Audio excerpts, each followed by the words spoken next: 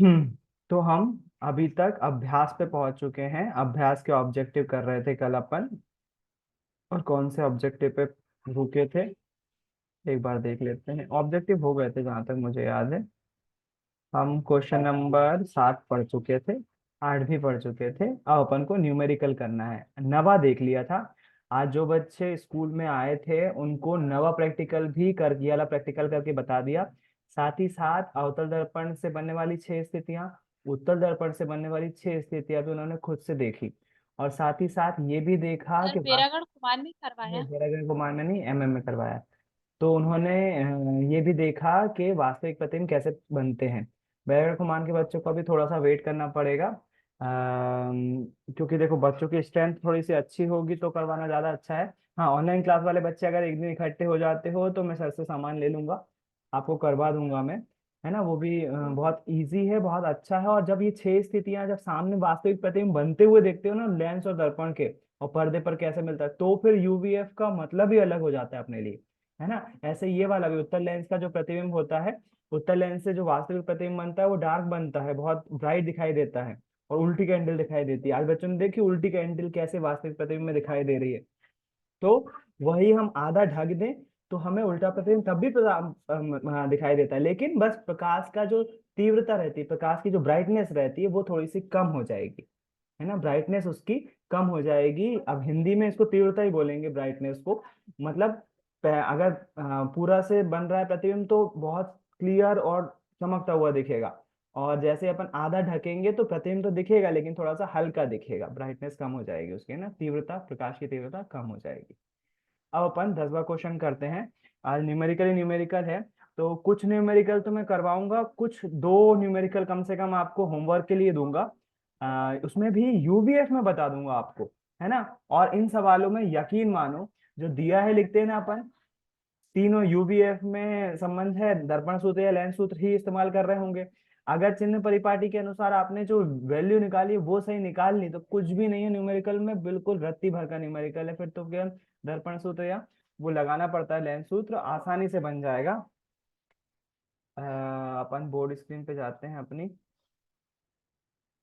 और इस क्वेश्चन को सॉल्व करते हैं।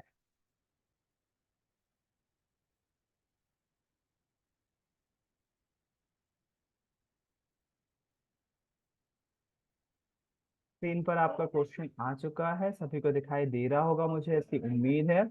हम सबसे पहले क्या लिखेंगे, पढ़ते जाएंगे और देखते जाएंगे कि हमको दिया क्या है। अब सबसे पहली लाइन पढ़ो, 5 सेंटीमीटर लंबा कोई बिंब, मतलब वस्तु की लंबाई दी हुई है। और वस्तु की लंबाई को हम कैसा लिखते हैं, एच से दिखाते हैं। एच बराबर से दिया हुआ है 5 सेंटीमीटर।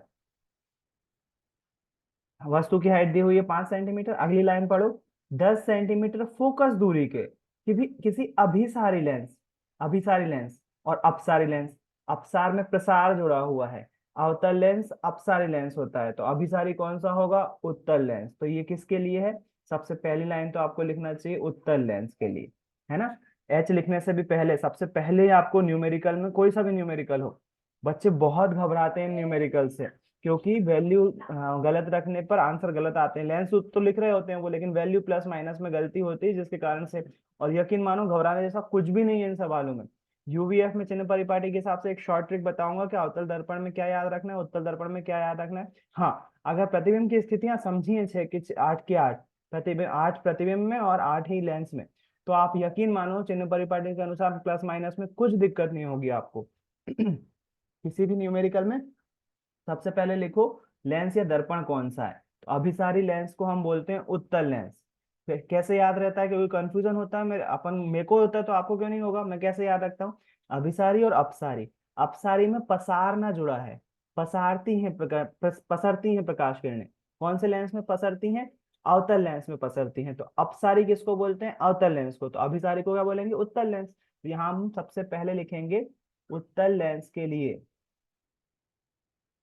उत्तल लेंस के लिए। मनीषा, मनीष कौन है, सबको दिख रहा है आपके राइट टिक।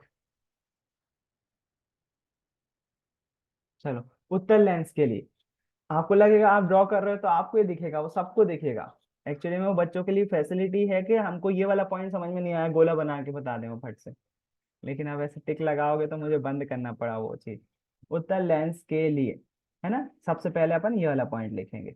उसके बाद सबसे पहली डिटेल क्या दी हुई है, 5 सेंटीमीटर लंबा कोई बिंब, मतलब एच का मान दिया हुआ है हमें, एच बराबर से दिया हुआ है 5 सेंटीमीटर। ठीक। उसके बाद बिंब 10 सेंटीमीटर फोकस दूरी के, मतलब फोकस दूरी कितनी दी हुई है, फोकस दूरी दी हुई है 10 सेंटीमीटर। अभिसारी लेंस से 25 सेंटीमीटर दूरी पर रखा जाता है किसको, देखो, कोई बिंब 10 सेंटीमीटर फोकस दूरी के अभिसारी की लेंस के सामने 25 सेंटीमीटर दूरी पर रखा है, मतलब वस्तु को रखा है।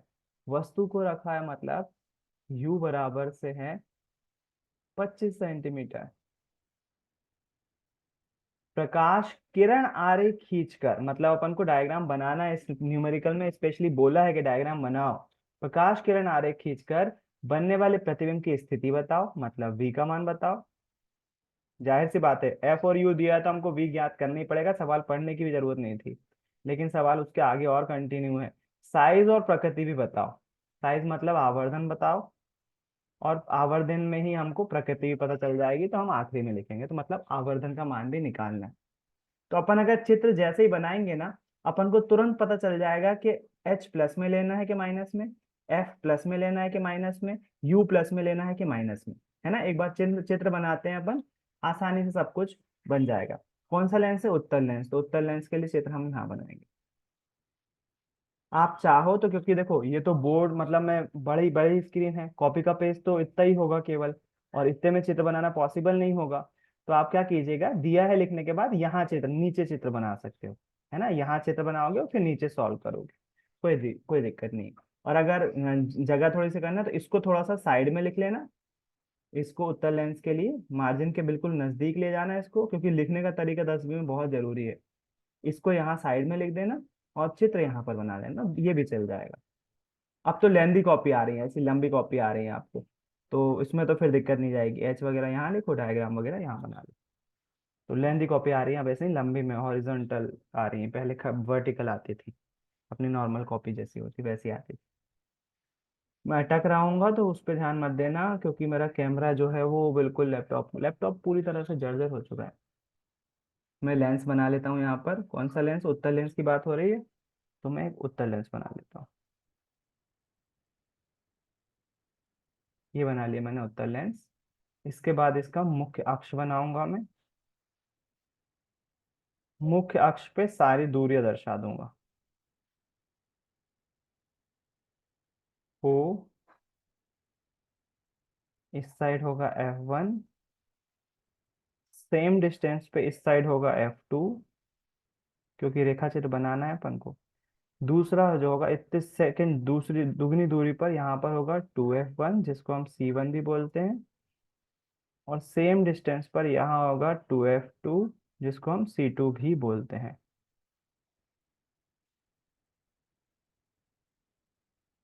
है ना। अब वस्तु को देखना। मैं थोड़ा सा रेड कलर का यूज, येलो कलर का यूज कर लेता हूँ, जो दिया है।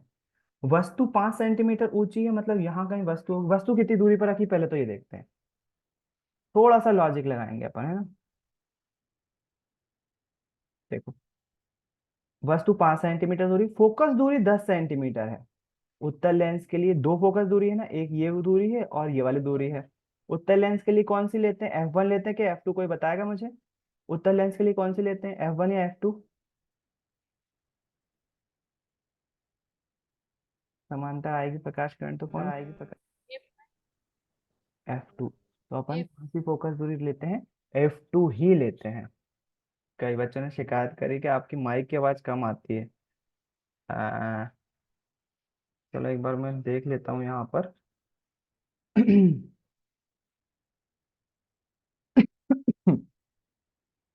माइक्रोफोन में कुछ ऑप्शन है कि नहीं है। चलो बाद में देख लेंगे, अभी नहीं।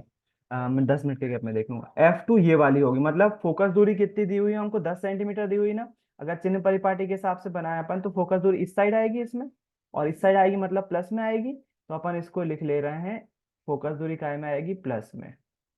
एक चीज तो पता चल गई। अब फोकस दूरी खुद से देखना, लॉजिकली बताना।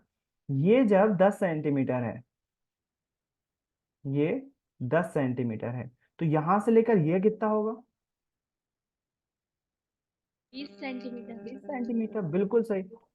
अगर इस 20। ये 10 सेंटीमीटर है, तो सेम केस यहाँ होगा, ये भी कितना होगा, ये 20 होगा। और वस्तु रखिए 25 सेंटीमीटर दूरी पर, है ना।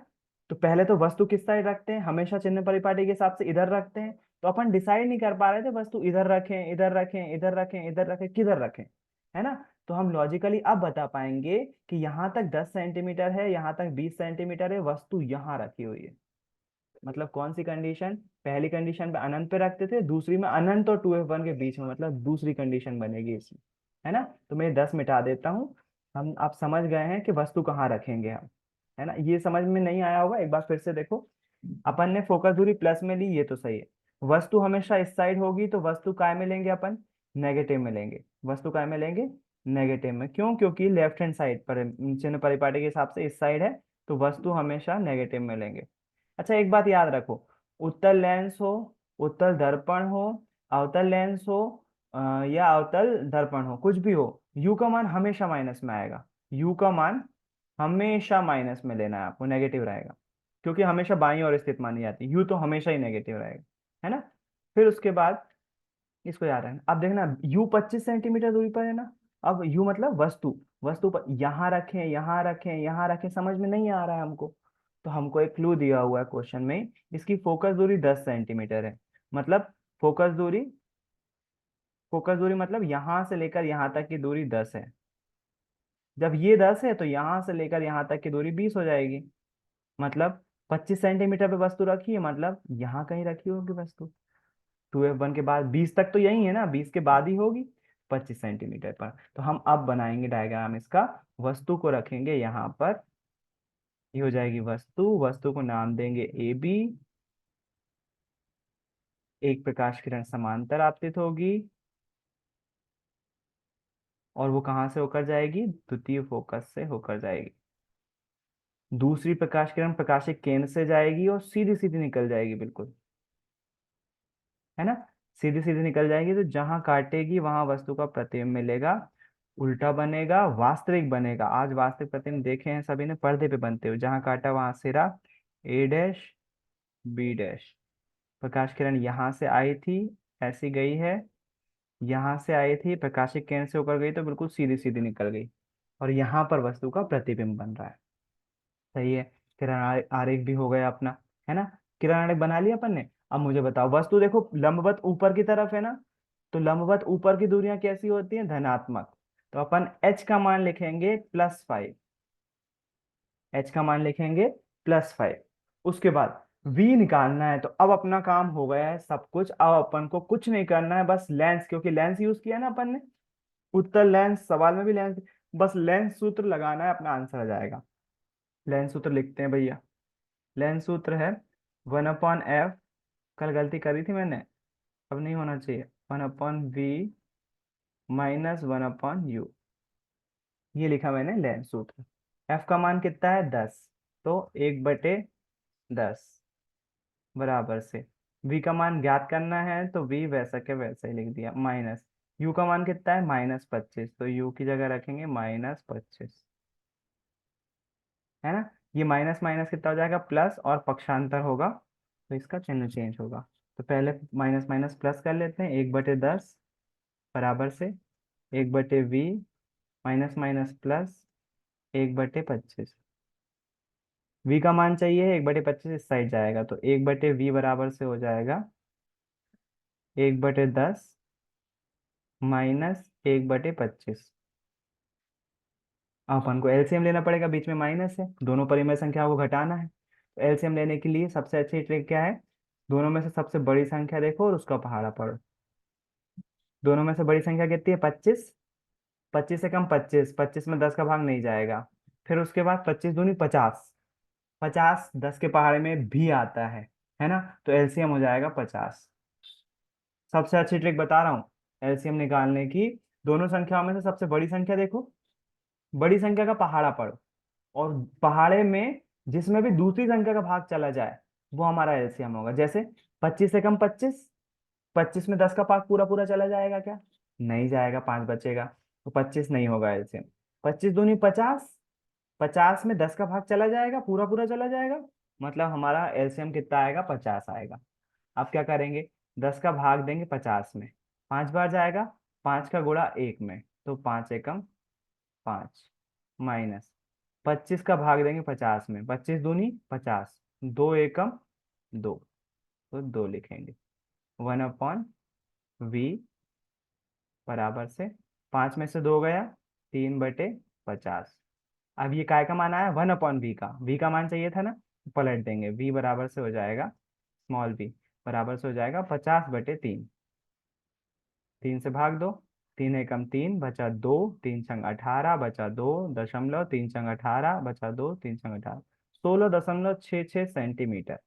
यह आया प्रतिबिंब की स्थिति, 16.6। आपको मालूम है ना, ये 10 थी और ये 20 थी, तो 10 और 20 में बीच में कहीं बनेगा प्रतिबिंब, बिल्कुल सही बन रहा है ना? आंसर भी सही आ रहा है, और प्लस में ही आएगा क्योंकि v इस साइड ही बन रहा है, तो प्लस में ही आंसर आ रहा है। बिल्कुल सही है अपना आंसर, v का मान आ गया।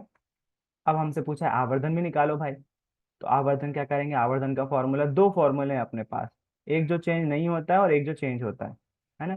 आवर्धन निकालने के लिए क्या करेंगे? एच डैश, अपन अपन को एच की वैल्यू तो पता नहीं है, इसलिए एच वो नहीं लगाएंगे। अच्छा, एच एच दिया है ना अपन को, एच डैश निकालना पड़ेगा अनफॉर्चुनेटली, है ना? पहले हम एम का फॉर्मूला लगाएं, v/u। माइनस क्यों नहीं लगाया? क्योंकि लेंस के लिए है ना, लेंस के लिए प्लस में होता है ना? v का मान कितना है? 16.66। और u का मान कितना है? u का मान है -25, -25, है ना? उफ। अब दशमलव हटाओ, नीचे 0 बढ़ाओ, या फिर एक और काम कर सकते हैं अपन, v का मान दशमलव में ना रखते हुए v का मान ये बटे वाला रख दो, 3/50/3 आया था ना, क्योंकि कट कट जाएगा 50। v का मान रखो 50/3। क्यों रख रहा हूँ मैं? u से काटते बन जाएगा। और u का मान कितना है? u का मान तो -25 है ही, -25, और बटे में कुछ नहीं है इसलिए 1 लगा दिया। बटे के बटे में संख्या पलट जाती है, सभी को पता होना चाहिए।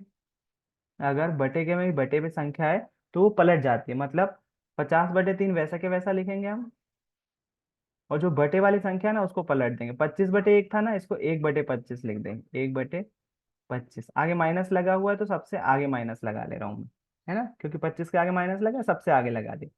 देखो, इसलिए रखा था मैंने मान 50/3, क्योंकि 25 से 50 कट रहा है, 25 दूनी 50। m बराबर से 2 एकम 2 बटे 3 का 3 3, माइनस का 2/3, भाग दो। m बराबर से, माइनस तो वैसे ही लगेगा, 3 का भाग देंगे 2 में नहीं जाएगा, 0 लगाएंगे, दशमलव बढ़ाएंगे, 20 हो जाएगा, 3 छंग 18। तो ये आ जाएगा हमारे आवर्धन का मान। आवर्धन कितना बन रहा है? 0.6, मतलब वस्तु से छोटा बनेगा, और अपन को मालूम है कि दूसरी कंडीशन में वस्तु से छोटा ही प्रतिबिंब बनता है। 0 पॉइंट में आवर्धन इसलिए आ रहा है, और आगे माइनस लगा है। बताओ, आवर्धन का मान माइनस है, क्या कौन सा प्रतिबिंब होगा? वास्तविक या आभासी? आवर्धन का क्या है भैया? आवर्धन का मान माइनस में है, प्रतिबिंब वास्तविक होगा या आभासी? आवाज वास, वास्तविक। हम्म। वास्तविक होगा। हाँ, m का मान अगर नेगेटिव होता है तो वास्तविक प्रतिबिंब होते हैं, चाहे लेंस हो चाहे दर्पण हो, कुछ भी हो, है ना? तो प्रतिबिंब वास्तविक होगा। तो अपन ने सारी चीज निकाल ली अब, है ना? एक चीज और बच गई छोटी सी, वो क्या है? देखो, हमने प्रतिबिंब v तो निकाल लिया, m भी निकाल लिया। हमसे एक और चीज बोली थी, साइज भी बताना है, क्योंकि इन्होंने सवाल में h का मान दे दिया है, तो अपन को h डैश निकालना पड़ेगा।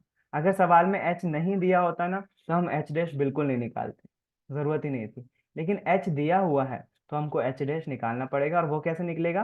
वो आवर्धन से ही निकलेगा। आवर्धन का फॉर्मूला होता है m बराबर से h डैश/h। देखो तीन फॉर्मूले हैं, ऐसा वो नहीं है कि बहुत ज्यादा खूंखार सवाल है, लेकिन तीन तीन फॉर्मूले यूज हो रहे हैं लगातार। पहले लेंस सूत्र का यूज किया, फिर आवर्धन का, फिर उसके बाद आवर्धन का एक और फॉर्मूला, क्योंकि एच डैश भी निकालना पड़ेगा। एम का मान कितना है? मैं ये भी रख सकता हूँ मान, और ये वाला भी रख सकता हूँ। सेक ऑफ इजीनेस के लिए ये वाला रखता हूँ मैं, बटे वाला, क्योंकि कटने के चांसेस रहते हैं इसके। 2/3। एच डैश का मान निकालना है, और एच का मान दिया हुआ है हमको कितना, 5 सेंटीमीटर, है ना, सवाल में दिया हुआ था, तो इसको रखा 5 सेंटीमीटर।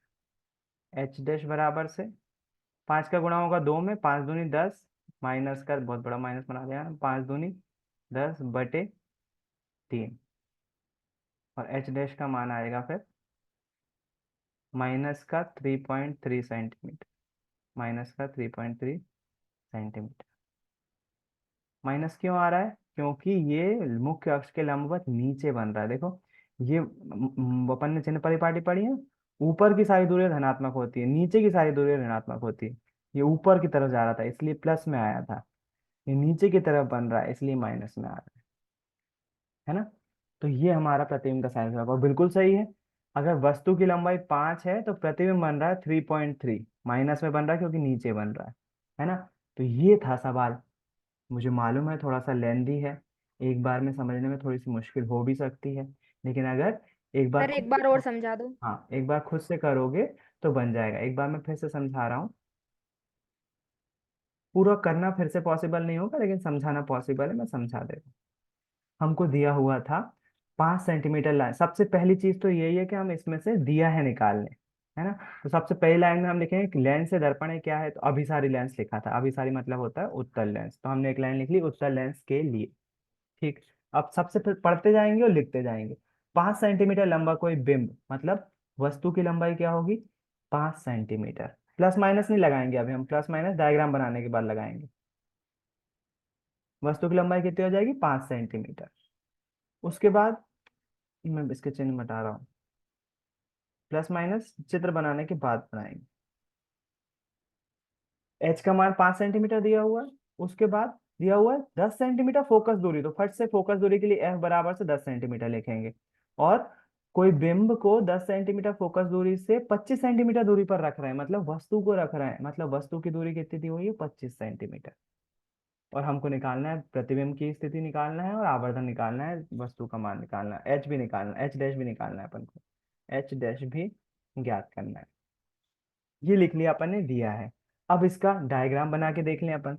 तो अपन ने बनाया उत्तल लेंस, उत्तल लेंस के लिए बनाया मुख्य अक्ष, उसके दोनों फोकस F1 F2 और 2F1 2F2 बनाए।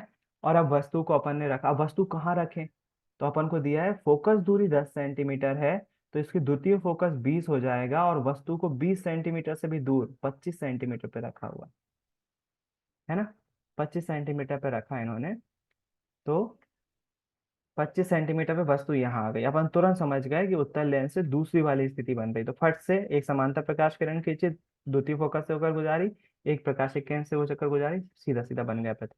अब अपन प्लस माइनस लगा देते हैं।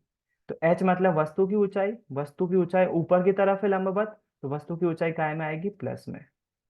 फोकस दूरी दो होती है इसमें, एक इस साइड की और एक इस साइड की। उत्तल लेंस के लिए फोकस दूरी हमेशा ये वाली यूज करते हैं, और इस साइड काय में आएगी, वो पॉजिटिव में। तो फोकस दूरी काय में हो जाएगी, पॉजिटिव में। और वस्तु कोई सा भी दर्पण हो, लेंस हो, वस्तु हमेशा काय में आएगी, नेगेटिव में। तो यू का मान आएगा माइनस में। बस जैसे ही लिखा अपन ने, अब यहाँ पर अपन लेंस सूत्र लगा लेते हैं, 1/f equals to 1/v minus 1/u। F का मान दिया हुआ है 10, v का मान ज्ञात करना है, u का मान -25 आया। माइनस माइनस ये प्लस हो गया, 1/25 इस साइड जाएगा, तो 1/10 में से 1/25 घटाना है, तो अपन को 1/v मिलेगा। एलसीएम लेके सॉल्व किया, तो 1/1/v का मान आया 3/50। अपन को v का मान चाहिए तो पलट दिया, v को ऊपर ले गए तो 50 भी ऊपर चला गया, 50/3 हो गए। भाग दिया तो प्रतिबिंब की स्थिति आई 16.66 सेंटीमीटर। ये क्या है, ये है यहाँ से लेकर यहाँ तक की दूरी, जहाँ प्रतिबिंब बन रहा है ना, वो आई 16.6 सेंटीमीटर, है ना। प्रतिबिंब इतनी दूरी पर भैया, बन रहा है। भैया ये जो डायग्राम है, जब जो सॉल्व करते हैं तो ये बनाना जरूरी होता है क्या? हाँ, आगे देखो, इसमें दिया हुआ है, क्वेश्चन में दिया हुआ है, प्रकाश किरण आरेख खींचकर बनने वाले प्रतिबिंब की स्थिति बताओ। कुछ सवाल आएंगे अभी, देखना, अभी सेकंड सवाल आएगा, उसमें कुछ नहीं पूछा होगा, प्रकाश किरण आरेख नहीं पूछा होगा, नहीं पूछा तो नहीं बनाना। पूछा है उन्होंने कि किरण आरेख बनाओ, रे डायग्राम बनाओ, तो रे डायग्राम अपन को फिर बनाना पड़ेगा, है ना। अगले क्वेश्चन में नहीं आएगा, अभी देखना, अगले क्वेश्चन में नहीं आएगा। अपन ने v का मान निकाल लिया, अब अपन को m का मान निकालना है, तो m का फॉर्मूला रखा v/u। आप चाहो तो v का मान अभी 16.6 से लगाया ना, वो भी रख सकते हो v का मान। मैंने 50/3 क्यों रखा, क्योंकि मुझे उम्मीद थी कि कुछ ना कुछ कटेगा, तो मैंने 50/3 रखा, एक स्टेप पहले का मान रखा, 50/3 रखा। और u का मान था 25, और मैंने जो सोचा था वही हुआ। अपन ने जैसे ही बटे के बटे में संख्या पलटी तो 25 से 50 कट गया। जैसे ही कटा तो यहाँ पर 2/3 आ गया, माइनस का 2/3, भाग दिया तो आवर्धन आया 0.6, मतलब प्रतिबिंब छोटा बन रहा है, और माइनस लगा हुआ है आगे, इसलिए वास्तविक प्रतिबिंब बन रहा है। सही है। उसके बाद हमको सवाल में अगर h का मान दिया है तो हमें h डैश भी निकालना पड़ेगा, मजबूरी है। तो अपन ने आवर्धन का एक और फॉर्मूला रखा, m बराबर से h'/h। आवर्धन का मान 0.6 भी रख सकते हो आप, मैंने एक स्टेप पहले रखा था, सोचा था कि कट जाएगा, लेकिन इस बार नहीं कटा।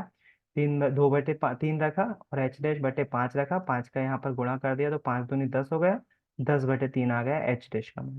भाग दिया तो माइनस का 3.3 सेंटीमीटर, मतलब प्रतिबिंब की लंबाई यहाँ से लेकर यहाँ तक अगर इसके वजह से नापेंगे अपन तो 3.3 सेंटीमीटर का आएगा, है ना।